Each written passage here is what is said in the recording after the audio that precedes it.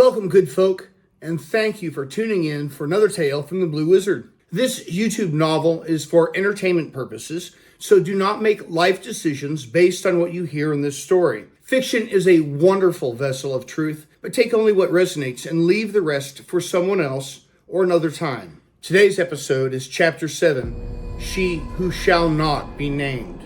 Regardless of how seriously you are taking these tales, my informant Marsh'el takes them very seriously. Speaking aloud the name of an entity can unlock doors that for that entity are usually shut, he warned. Marsh'el said the title should reflect her true name, by which she was known to him, but that I should never utter the name nor reveal how it is pronounced. So for the purposes of relating this story, I shall use the name Keho, she who walked among the stars like flowers, plucking them and crushing them to pulp between her fingers.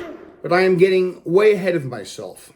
After another difficult journey, the details of which would only bore us, Marsh'el finally saw what had first appeared as a distant dot on the horizon resolve into a distant wall just before their long shadows stretched in front of them merged into the darkness of night.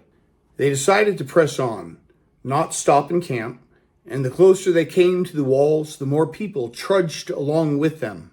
Closer yet to the walls of Babylon, torches and oil lamps lit the small trade shacks and tents that lined the road, which they now shared with carts and animals and a churning crowd of pedestrians. It was at this time Marsh'el first felt the eyes upon him, eyes with ill intent.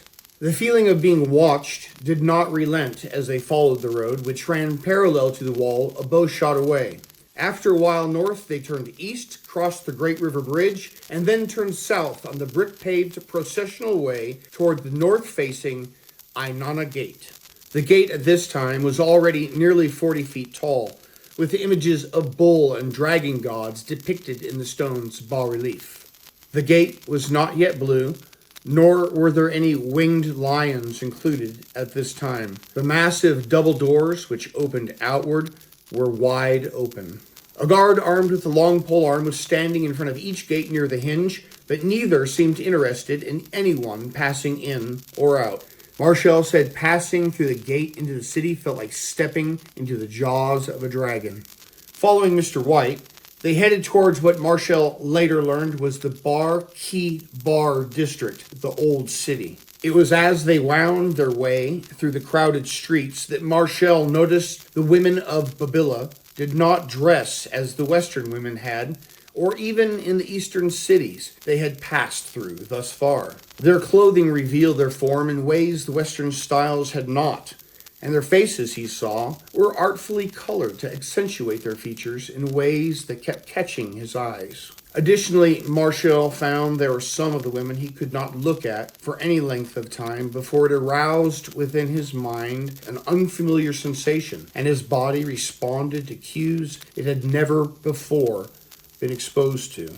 It was when their party paused in a plaza for Mr. White to get directions from one of the vendors that Marsh'el first saw Keho. He recalled that she was surrounded by a half-dozen women talking and laughing in a group, but Keho was the only one he can remember well enough to describe. Her hair was long, auburn, falling in flame-like waves. She was shorter than the other women around her, but they were all shadowed in the light of her fire. Keho's eyes were locked on him in an unwavering gaze. Marsh'el was instantly stunned by her beauty and confused by the expression on her face. She appeared to hate him with the heat of a blast furnace. Manny pushed his shoulder, and he looked up to see Mr. White and his servants heading south across the plaza. The two Mr. Blues caught up to their party as it took a wide avenue farther south and passed through a smaller gate into a small courtyard, walled on three sides, the fourth side across from them being a natural rock outcropping above a cave entrance. Mr. White instructed everyone to wait for him there at the entrance and descended, alone, down a gradual slope into the darkness. Marsh'el could smell sulfur from the cave and asked Manny, "What is this place?"